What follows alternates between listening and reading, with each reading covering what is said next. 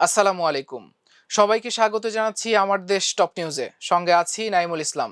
শুরুতেই জানিয়ে দেব সংবাদ শিরোনাম। ডেইলি স্টারের সাবেক কনসাল্টিং এডিটর আইরিন খান জাতিসংঘে বাংলাদেশের স্থায়ী প্রতিনিধি। ভারী বর্ষণ ও পাহাড় ধসে কক্সবাজারে নিহত বেড়ে ১৯ বাসিন্দাদের আশ্রয় কেন্দ্রে যেতে মাইকিং।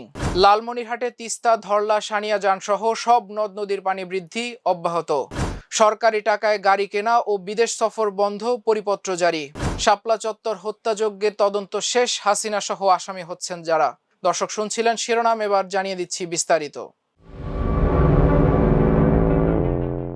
মানবাধিকার কর্মী আইরিন খানকে জাতিসংঘের বাংলাদেশের স্থায়ী প্রতিনিধি হিসেবে নিয়োগ দেওয়ার সিদ্ধান্ত নিয়েছে সরকার। এদিকে জাতিসংঘে বাংলাদেশের মিশনে উপস্থায়ী প্রতিনিধি হিসেবে বিএনপির তথ্য ও প্রযুক্তি বিষয়ক সম্পাদক AKM ওহিদুজ্জামানকে নিয়োগের সিদ্ধান্ত নিয়েছে পররাষ্ট্র মন্ত্রণালয়। আইরিন খান জাতিসংঘে বাংলাদেশের বর্তমান স্থায়ী প্রতিনিধি সালাউদ্দিন নোমান চৌধুরীর স্থলাভিষিক্ত হবেন। পররাষ্ট্র মন্ত্রণালয়ের সূত্র জানিয়েছে, আগামী সেপ্টেম্বরে জাতিসংঘের সাধারণ পরিষদের অধিবেশন শুরু হওয়ার আগেই আইরিন খান তার নতুন কর্মস্থলে যোগ দিতে পারেন।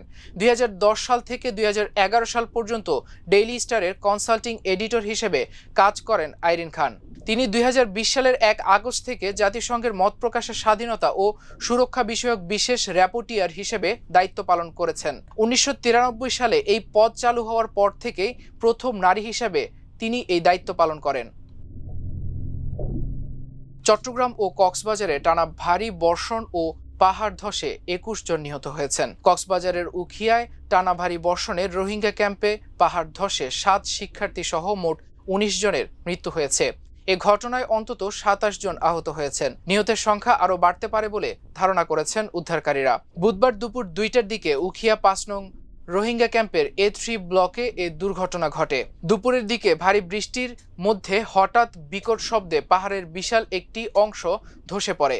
এতে কয়েক সেকেন্ডের মধ্যেই মাদ্রাসা ও হিপস কেন্দ্রটি মাটির নিচে চাপা পড়ে যায়। ভিতরে আটকা পড়া শিশুদের চিৎকারে পুরো ক্যাম্পে আতঙ্ক ছড়িয়ে পড়ে। পরে শত শত মানুষ উদ্ধার কাজে অংশ নেন। দুর্ঘটনার সময় সেখানে অর্ধশতাধিক শিক্ষার্থী কুরআন শিক্ষা নিচ্ছিলেন বলেও জানিয়েছেন তারা। চট্টগ্রাম থেকে মাহমুদ ফাহিমের পাঠানো প্রতিবেদন।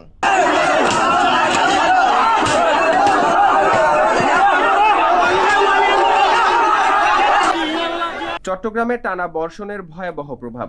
ভারী বৃষ্টিতে পাহাড় ধসের ঘটনায় এখন পর্যন্ত প্রাণ হারিয়েছেন ১৩ জন। এর মধ্যে চট্টগ্রামে পাহাড় ধসে মারা গেছেন ২ জন এবং কক্সবাজারের উখিয়ার রোহিঙ্গা ক্যাম্পে পাহাড় ধসে নিহত হয়েছেন ১১ জন মাদ্রাসা শিক্ষার্থী। অন্যদিকে টানা বর্ষণে চট্টগ্রাম নগরীর বিভিন্ন সড়ক পানির নিচে তলিয়ে যায়। হাঁটু থেকে কোমর সমান পানিতে ডুবে থাকা সড়কে যান চলাচল ব্যাহত হয়। অফিসগামী মানুষ, শিক্ষার্থী ও সাধারণ পথচারীদের চরম দুর্ভোগ পোহাতে হয়। মাত্র কয়েক মুহূর্তের ব্যবধানে থেমে গেল ১১ বছর বয়সী সামিয়ার জীবন। পাঁচলাইশ থানার মেয়রগুলিতে টানা বৃষ্টির মধ্যে পাহাড় ধসে মাটি চাপা পড়ে মৃত্যু হয় তার। যখন ভেঙে পড়ছে না, তখন আমরা গেছি, যাওয়ার পর দেখি না বালুর তলে সবাই কান্নাকান্দি করতেছে, আর তো বাঁচাতে পারে না। তারপর ফায়ার সার্ভিস কিছুক্ষণ পর আসে, তো উদ্ধার করলো। হঠাৎ করে পাহাড় ধসে পড়ে। তো পাশের রুমে যে ছিল সামিয়া, ১২ বছরের বাচ্চা যে ইন্তেকাল করছে, ও ছিল যে পাশের রুমে।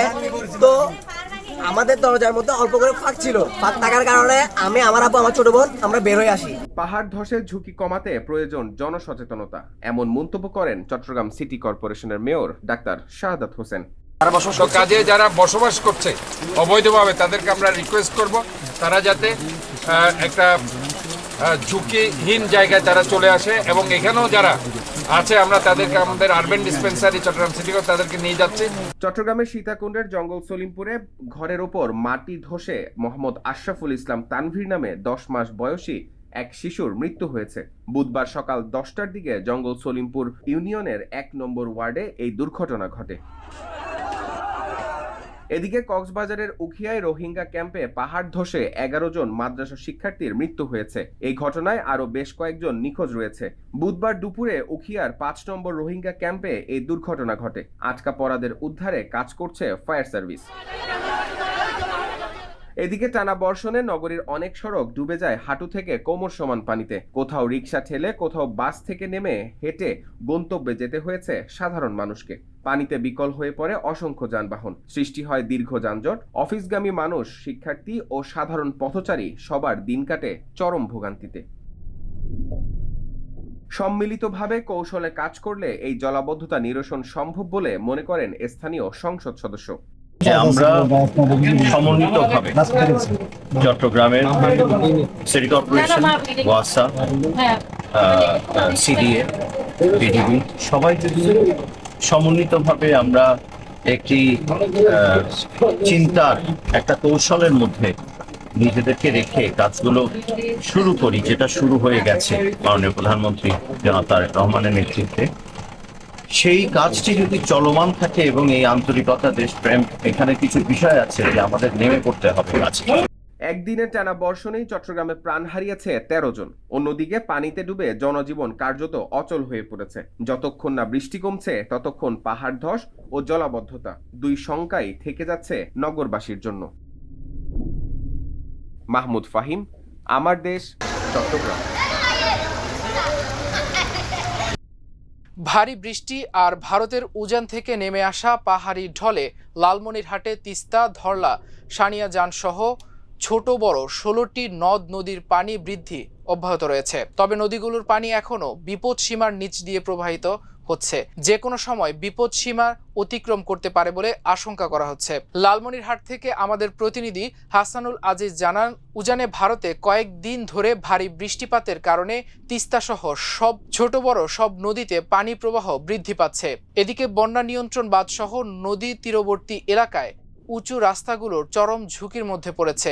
দীর্ঘদিন সংস্কার না করা এসব বাঁধ চলতি বন্যায় বড় ঝুঁকির মধ্যে রয়েছে বলে দাবি করেছেন নদী তীরবর্তী এলাকার মানুষজন। তারা বলেছেন, শুকনো মৌসুমে পানি উন্নয়ন বোর্ড এসব নিয়ে কাজ না করে ফেলে রাখে। বর্ষা এলে এসবের জরুরি মেরামতের নামে সরকারের কোটি কোটি টাকা লোপাট করা হয়, অথচ শুকনো মৌসুমে বাঁধ মেরামত করলে কাজগুলো যেমন পাকাপোক্ত হতো, তেমনি নদী ভাঙন ও বন্যার ক্ষতি থেকে রক্ষা পাওয়া যেত। লালমনিরহাট ও ডালিয়া পানি উন্নয়ন বোর্ডের কর্মকর্তারা জানান, উজানের পানি প্রবাহ অব্যাহত থাকায় তিস্তা নদীর ডালিয়া পয়েন্টে পানি দ্রুত বৃদ্ধি পাচ্ছে। এ কারণে নদী তীরবর্তী নিম্নাঞ্চলে বন্যা দেখা দিতে পারে। বন্যার সার্বিক পরিস্থিতি নিবিড়ভাবে পর্যবেক্ষণ করা হচ্ছে। নদী তীরবর্তী নিম্নাঞ্চলের বাসিন্দাদের সতর্ক থাকার পরামর্শ দেওয়া হয়েছে।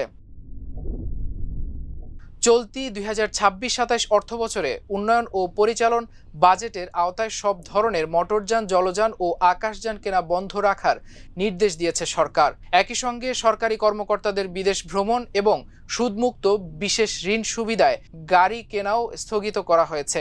সীমিত সম্পদের যথাযথ ব্যবহার নিশ্চিতকরণ, মূল্যস্ফীতি সহনীয় পর্যায়ে নিয়ে আসা এবং সামষ্টিক অর্থনৈতিক স্থিতিশীলতা বজায় রাখার লক্ষ্যে সরকার এসব সিদ্ধান্ত নিয়েছে। বুধবার অর্থ বিভাগ থেকে জারি করা এক পরিপত্রে এ নির্দেশনা দেওয়া হয়েছে। সরকারের এই সিদ্ধান্ত সকল সরকারি, স্বায়ত্তশাসিত, রাষ্ট্রায়ত্ত, সংবিধিবদ্ধ, পাবলিক সেক্টর কর্পোরেশন এবং রাষ্ট্রীয় মালিকানাধীন কোম্পানি ও আর্থিক প্রতিষ্ঠানগুলোর ক্ষেত্রে কার্যকর হবে।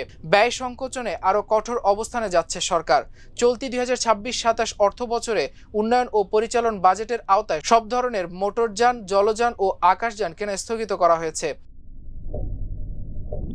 রাজধানীর মতিঝিলে শাপলা চত্বরের হেফাজতে ইসলামীর সমাবেশে হত্যাযজ্ঞের ঘটনায় তদন্ত শেষ হয়েছে বলে জানিয়েছেন আন্তর্জাতিক অপরাধ ট্রাইব্যুনালের চিফ প্রসিকিউটর মোহাম্মদ আমিনুল ইসলাম। বুধবার সাংবাদিকদের তিনি এ তথ্য জানান। তিনি বলেন, এ মামলায় আসামি হচ্ছেন ক্ষমতাচ্যুত সাবেক প্রধানমন্ত্রী শেখ হাসিনা, কয়েকটি বাহিনীর তৎকালীন প্রধান, কয়েকজন সাংবাদিক এবং কয়েকজন সাবেক মন্ত্রী। চিফ প্রসিকিউটর মোহাম্মদ আমিনুল ইসলাম বলেন, 2013 সালের 5 মে শাপলা চত্বরে যে মানবতা বিরোধী অপরাধ সংঘটিত হয়েছে সে মামলার তদন্ত ইতোমধ্যে শেষ হয়েছে। খসড়া প্রতিবেদনটি যাচাই বাছাই চলছে। আগামী 21 জুলাইয়ের পর শাপলা চত্বর হত্যা মামলার তদন্ত প্রতিবেদন দাখিলের পর আনুষ্ঠানিক অভিযোগ দাখিল করা হবে। এ মামলায় গ্রেপ্তার আসামিরা হলেন সাবেক স্বরাষ্ট্র প্রতিমন্ত্রী শামসুল হক টুকু, মেজর জেনারেল অবসরপ্রাপ্ত জিয়াউল আহসান, পুলিশের সাবেক মহাপরিদর্শক আইজিপি AKM শহীদুল হক, পুলিশের সাবেক উপপরিদর্শক DIG মোল্লা নজরুল ইসলাম, 71-এর ঘাতক দালাল নির্মূল কমিটির উপদেষ্টা মণ্ডলীর সভাপতি শাহরিয়ার কবির, সাবেক DIG আব্দুল জলিল মণ্ডল, 71 মিডিয়া লিমিটেডের সাবেক ব্যবস্থাপনা পরিচালক মোজাম্মেল হক বাবু এবং সাবেক প্রধান প্রতিবেদক ফারজানা রূপা। দর্শক, এ ছিল আমার দেশ টপ নিউজে। এতক্ষণ সঙ্গে থাকার জন্য অশেষ কৃতজ্ঞতা। আল্লাহ হাফেজ।